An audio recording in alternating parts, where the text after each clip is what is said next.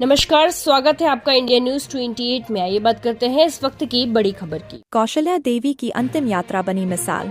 50 drone, 700 गाड़ियां और 15 band बाजों के साथ उमड़ा जन सैलाब। भोजपुर के शाहपुर रिश्ते तो दुनिया में बहुत देखे जाते हैं, लेकिन दादी के प्रति पोतों का ऐसा अनूठा प्रेम शायद ही पहले कभी देखा गया हो।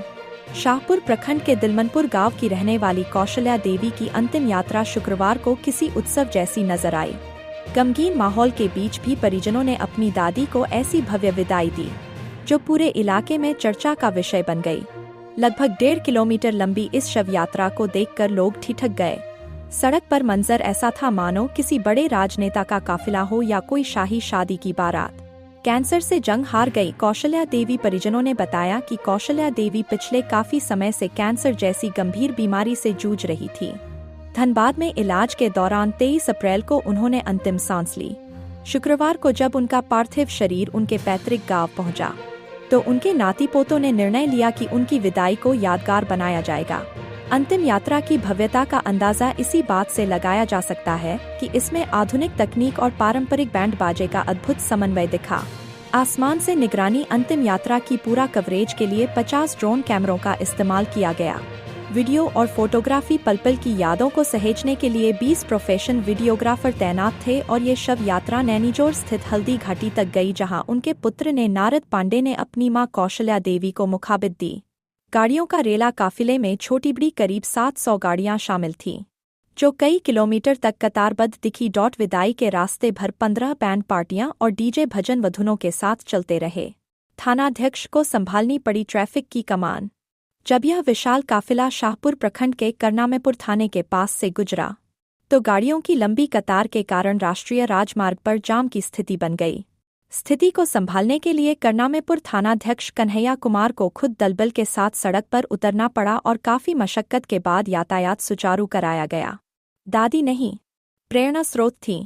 परिजन कौशल्या देवी के नाती गणेश पांडे, रमेश पांडे, मंटू पांडे और बिट्टू पांडे ने भावुक होते हुए कहा, दादी हमारे लिए सिर्फ बुजुर्ग नहीं, बल्कि एक प्रेरणा स्रोत थीं।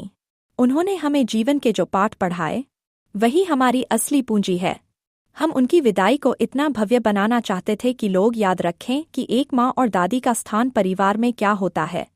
परिजनों ने यह भी घोषणा की है कि दादी का 13वीं श्राद्ध कार्यक्रम भी बेहद ऐतिहासिक और भव्य रूप से आयोजित किया जाएगा, जो समाज में बुजुर्गों के सम्मान का एक नया अध्याय लिखेगा। भोजपुर जिला ब्यूरो विजय शंकर ओझा की रिपोर्ट। आज दादी जी की आपकी दुनिया में नहीं रही, उनके अंतिम संस्कार के लिए यहाँ पे काफ़ी देखा जाता है हर्षोल्लास के साथ उनका अंतिम विदाई दी जा रही है। क्या देखिए, सबसे पहले आज हमारे और हमारे परिवार के लिए सबसे दुर्भाग्यपूर्ण दिन है कि हमने एक अनमोल खजाना खोया है। और एक दादी का एक पोते से क्या रिश्ता होता है ये सभी जानते हैं। आज हमने एक छत खोया है, हमारे पिता ने अपनी माता को खोया है, तो ये गम तो है, लेकिन हम चाहते हैं कि हम अपनी दादी को विदाई ऐसा करें, क्योंकि इसके बाद दादी हमसे कुछ लेने नहीं आएगी, लेकिन हम चाहते हैं ऐसा विदाई करें कि समाज में एक ऐसा मैसेज आए कि लोग बर्थडे, छठिहारी सब धूमधाम से मनाते हैं। अपने पूर्वज का, अपने गार्जियन का विदाई, अंतिम विदाई कैसा होता है वो हम मनाना चाहते हैं कि लोग देखें कि अंतिम विदाई इस तरीके से भी होता है। शाहाबाद का देखा जाए तो सारे कैमरा और ड्रोन से इसकी निगरानी रखी जाएगी। जी बिल्कुल, काफ़ी संख्या में भीड़ होने की आशंका है और काफ़ी संख्या में भीड़ हो भी रही है। और यहाँ पे हमको लगता है कि 400 से 500 गाड़ियों का काफिला है, तो ड्रोन का निगरानी और ड्रोन कैमरा से वीडियोग्राफी हो रही है। कहाँ भी अंतिम संस्कार किया जाएगा? हल्दी घाट, जहाँ पे हमेशा हमारे पूर्वज को ले जाया जाता है, वहीं पे हल्दी घाट में होगा।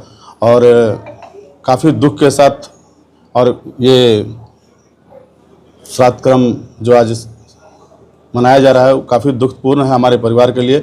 हमारे परिवार के लिए एक बहुत बड़ा क्षति है आज का दिन। बस यही कहना चाहते हैं। दादी के साथ तो आपने काफ़ी समय बिताया, कौन ऐसा पल है जो आपको याद आ रही है? ऐसा कोई भी दिन नहीं था जो हमारी दादी हमारे सर पे तेल नहीं लगाती थी और हमसे प्यार नहीं करती थी, अपने हाथों से नहीं खाना खिलाती थी। और आज दादी को हम नहीं, हमारा पूरा परिवार मिस कर रहा है और इस घटना को हम कभी भूल नहीं पाएंगे। क्या उम्र हो गई? लगभग 87-88 साल उम्र होगी दादी की। बारात भी ऐसे नहीं निकलता है जिस तरीके से ये शादी तो सभी धूमधाम से मनाते हैं, शादी के बाद भी हमारे पास बहुत टाइम रहता है सब कुछ करने का, लेकिन अंतिम संस्कार के बाद उनके लिए कुछ करने के लिए हमारे पास कुछ नहीं है। इसी तरह भव्य तरीके से जो भी विधि विधान कार्यक्रम, बिल्कुल पूरा कार्यक्रम एक माँ को विदाई, एक दादी को विदाई, उनके समर्पण में जो भी हमसे हमारे परिवार से हो पाएगा हम बढ़ चढ़ कर इसमें काम करेंगे। हजारों गाड़ियां दिख रही है। बिल्कुल हजारों गाड़ियां हैं, लगभग 700-800 गाड़ी का संख्या है यहाँ पे, और हमको लगता है क्षेत्र में जितने भी बाजा बजाने वाले हैं वो यहाँ पर उपलब्ध हैं। और भी कोई आने वाला है, गणमान्य लोग को भी बुलाया? देखिए ये कार्यक्रम कोई पार्टी पॉलिटिक्स का कार्यक्रम नहीं है, जिनको भी आना होगा वो श्रद्धा से आएंगे, इनमें किसी को बुलाया नहीं जाता है। जब भी हम अंतिम संस्कार और अंतिम यात्रा में चलते हैं लोग जुटते जाते हैं। आज के युग में जो ये भागदौड़ वाला लाइफ हो गया सबका, इसमें बुजुर्गों के प्रति हमारा जो दायित्व है हम उस चीज़ को भूलते जा रहे हैं। आप क्या कहेंगे, ये जो आप एग्जाम्पल सेट किया आपने, ये जो उदाहरण पूरे समाज के लिए जो पेश किया, क्या आपको लगता है कि आने वाली पीढ़ी भी इस चीज़ को अपनाएगी? देखिए ये हमारा 13 दिन, आज हम अपने दादी के लिए, हमारा पूरा परिवार 13 दिन ही उनके लिए दे पाएगा जो हम तेरहवां मनाएंगे। इसके आगे हम सभी लोगों से आग्रह करेंगे कि शादी धूमधाम से कीजिए, सब कुछ कीजिए, लेकिन घर में अपने पूर्वज का, माता पिता का, दादा दादी का, जो भी पूर्वज है अपने परिवार का इज्जत कीजिए, क्योंकि एक बार जाने के बाद वो दोबारा लौट कर नहीं आते, जैसे मेरी दादी लौट कर नहीं आई। धनबाद में आप लोग का रहन सहन जी। दादी को क्या हुआ था ऐसा? तो दादी लगातार 3-4 सालों से कैंसर से जूझ रही थी, उससे पहले ब्रेन हेमरेज भी हुआ था, तो कैंसर से लड़ते लड़ते बहुत साल दादी लड़ी, और लड़ने के बाद कल सुबह 8 बजे उनका सारा कार्यक्रम कहाँ से हुआ? सारे कार्यक्रम बस हमारे निवास स्थान दिलमनपुर यहीं से होने वाला।